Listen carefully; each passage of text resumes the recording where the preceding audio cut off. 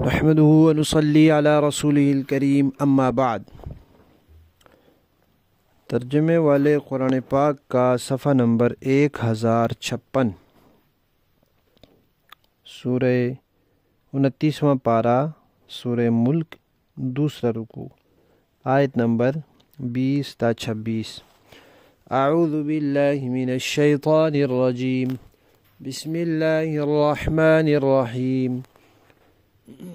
أَمَّنْ هَذَا الَّذِي هُوَ جُنْدٌ لَكُمْ يَنْصُرُكُمْ مِنْ دُونِ الرَّحْمَنِ إِنِ الْكَافِرُونَ إِلَّا فِي غُرُورٍ أَمَّنْ هَذَا الَّذِي يَرْزُقُكُمْ إِنْ أَمْسَكَ رِزْقَهُ بَلْ لَجُّوا فِي عُتُوٍّ وَنُفُورٍ أَفَمَنْ يَمْشِي مُكِبًّا عَلَى وَجْهِهِ أَهْدَىٰ أَمَّنْ يَمْشِي سَوِيًّا عَلَى صِرَاطٍ مُسْتَقِيمٍ قُلْ هُوَ الَّذِي أَنشَأَكُمْ وَجَعَلَ لَكُمُ السَّمْعَ وَالْأَبْصَارَ وَالْأَفْئِدَةَ قَلِيلًا مَا تَشْكُرُونَ قل هو الذي ذرأكم في الأرض وإليه تحشرون ويقولون متى هذا الوعد إن كنتم صادقين قل إنما العلم عند الله وإنما أنا نذير مبين۔ صدق اللہ العظیم۔ گزشتہ آیات میں اللہ تعالیٰ کی قدرت کا تذکرہ تھا اور اس بات کا کہ اللہ تعالیٰ سے بے خوف نہیں ہونا چاہیے۔ اب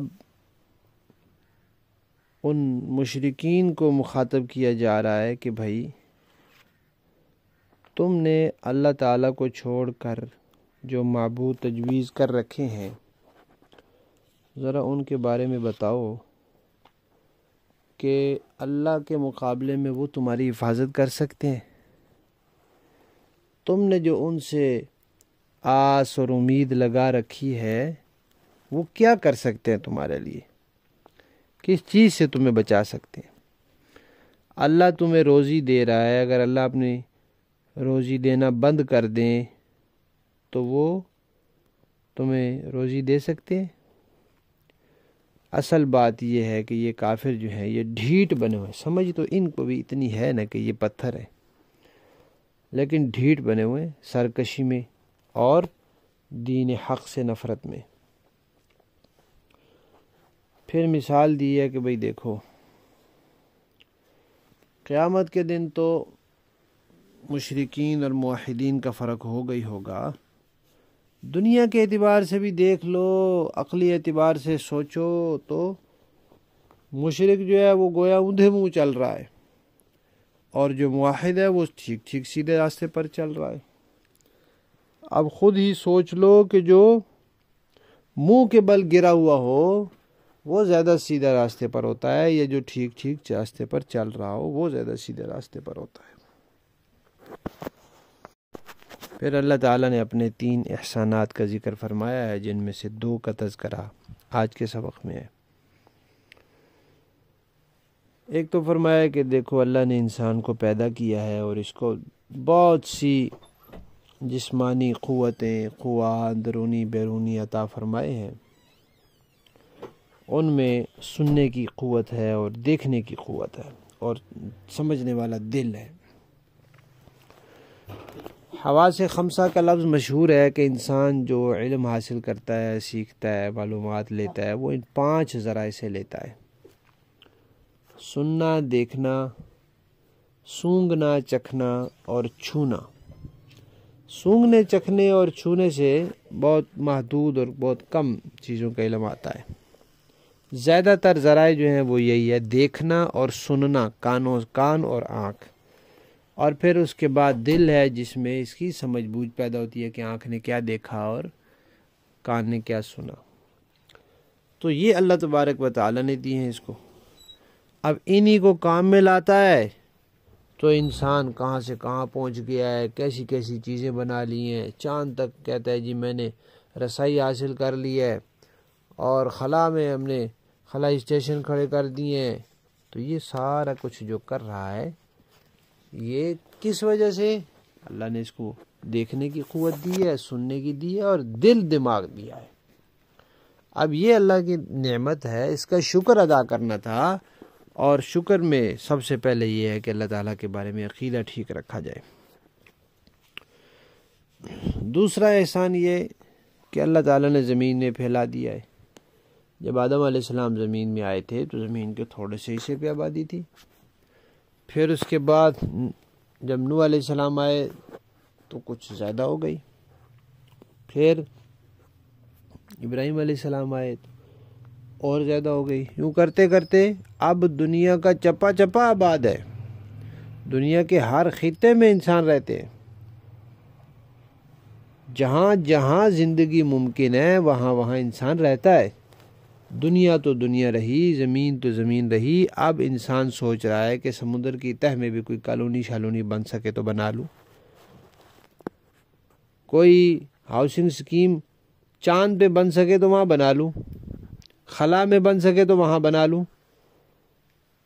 تو یہ جو اللہ تعالیٰ نے اس کو پوری زمین میں پھیلایا ہے اور اس کے لیے ہر جگہ انتظامات کیے ہیں، تو اس کو چاہیے تھا کہ اللہ تعالیٰ کی ان نعمتوں کی قدردانی کرتا اور عقیدے ٹھیک کرتا، عمل ٹھیک کرتا، اخلاق ٹھیک کرتا، لیکن اس نے عجیب قدردانی کی، بھئی اللہ کو چھوڑ دیا اور پتھروں کی پوجا کرنے لگ گیا۔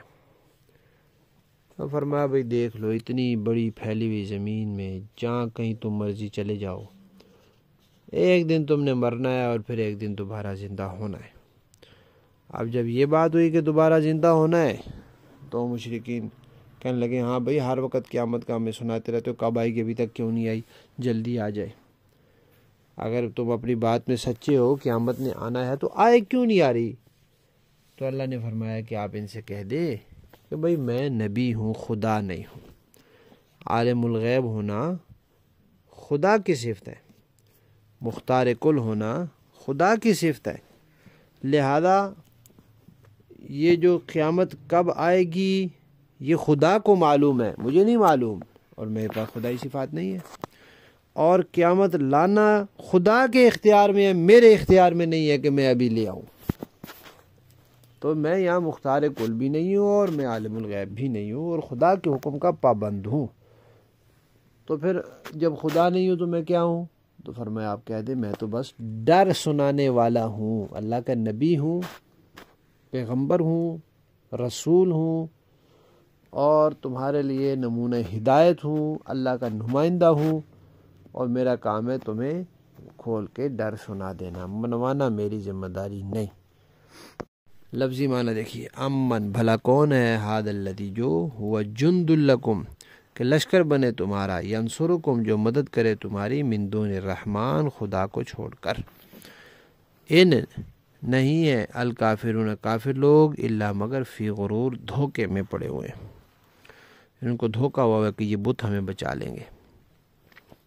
امن بھلا کون ہے، ہاد الذی جو یرزقکم تمہیں روزی دے، ان امسک رزقا اگر اللہ تمہاری روزی روک دے، بل لجو بلکہ ڈھیٹ بنے ہوئے ہیں یہ، فی عتوب سرکشی میں، و نفور اور بھاگنے میں۔ افمن یمشی بھلا وہ شخص جو چلتا ہے مکبن گرا ہوا، علی وجہی منہ کے بل، اہدا وہ زیادہ ہدایت والا ہے، امن یمشی ہے جو چلتا ہے سویًا سیدھا، صراط مستقیم سیدھے راستے پر۔ قل فرما دیجئے هو الذی وہی ہے، انشأکم جس نے تمہیں پیدا کیا، وجعل لکم اور بنائے تمہارے لیے، السمع کان، والابصار آنکھیں، والافئدہ اور دل، قلیلا ما تشکرون بہت کم تم لوگ شکر ادا کرتے ہو۔ قل اور فرما دیجئے هو الذی وہی ہے، ذرأکم جس نے پھیلایا تمہیں زمین میں، فی الارض زمین میں، وإلیہ اور اسی کی طرف، تحشرون تم لوٹائے جاؤ گے۔ وَيَقُولُونَ اور وہ کہتے ہیں، متى کب ہوگا، هذا الوعد یہ وعدہ، ان کنتم صادقین اگر تم سچے ہو۔ قل تو فرما دیجئے، انما العلم عند اللہ علم تو اللہ کے پاس ہے، علم غیب اللہ کے پاس ہے۔ وَإِنَّمَا سوائے اس کے نہیں، انا میں نذیر ڈر سنانے والا ہوں، مبین کھلم کھلا۔ با محاورہ دیکھیں جی۔ أَمَّنْ هَذَا الَّذِي هُوَ جُنْدٌ لَكُمْ يَنْصُرُكُمْ مِنْ دُونِ الرَّحْمَنِ إِنِ الْكَافِرُونَ إِلَّا فِي غُرُورٍ۔ بلا خدائے رحمان کے سوا وہ کون ہے جو تمہارا لشکر بن کر تمہاری مدد کرے؟ کافر لوگ تو نرے دھوکے میں پڑے ہوئے ہیں۔ أَمَّنْ هَذَا الَّذِي يَرْزُقُكُمْ إِنْ أَمْسَكَ رِزْقَهُ بَلْ لَجُّوا فِي عُتُوٍّ وَنُفُورٍ۔ اگر وہ اپنا رزق بند کر دے تو بھلا وہ کون ہے جو تمہیں رزق عطا کر سکے؟ اس کے باوجود وہ سرکشی اور بیزاری پر جمے ہوئے ہیں۔ أَفَمَن يَمْشِي مُكِبًّا عَلَى وَجْهِهِ أَهْدَىٰ أَمَّن يَمْشِي سَوِيًّا عَلَى صِرَاطٍ مُّسْتَقِيمٍ۔ بھلا جو شخص اپنے منہ کے بل اوندا چل رہا ہو وہ منزل تک زیادہ پہنچنے والا ہوگا، یا وہ جو ایک سیدھے راستے پر سیدھا سیدھا چل رہا ہو؟ قُلْ هُوَ الَّذِي أَنشَأَكُمْ وَجَعَلَ لَكُمُ السَّمْعَ وَالْأَبْصَارَ وَالْأَفْئِدَةَ قَلِيلًا مَا تَشْكُرُونَ۔ کہہ دیجئے کہ وہی ہے جس نے تمہیں پیدا کیا اور تمہارے لیے کان اور آنکھیں اور دل بنائے، مگر تم لوگ شکر تھوڑا ہی کرتے ہو۔ قُلْ هُوَ الَّذِي ذَرَأَكُمْ فِي الْأَرْضِ وَإِلَيْهِ تُحْشَرُونَ۔ کہہ دیجئے کہ وہی ہے جس نے تمہیں زمین میں پھیلایا، اسی کے پاس تمہیں اکٹھا کر کے لے جایا جائے گا۔ وَيَقُولُونَ مَتَى هَذَا الْوَعْدُ إِن كُنتُمْ صَادِقِينَ۔ اور یہ لوگ کہتے ہیں کہ اگر تم سچے ہو تو بتاؤ کہ یہ وعدہ کب پورا ہوگا۔ قُلْ إِنَّمَا الْعِلْمُ عِندَ اللَّهِ وَإِنَّمَا أَنَا نَذِيرٌ مُّبِينٌ۔ کہہ دیجئے کہ اس کا علم تو صرف اللہ کے پاس ہے اور میں تو بس صاف صاف طریقے پر خبردار کرنے والا ہوں۔ صدق اللہ العظیم۔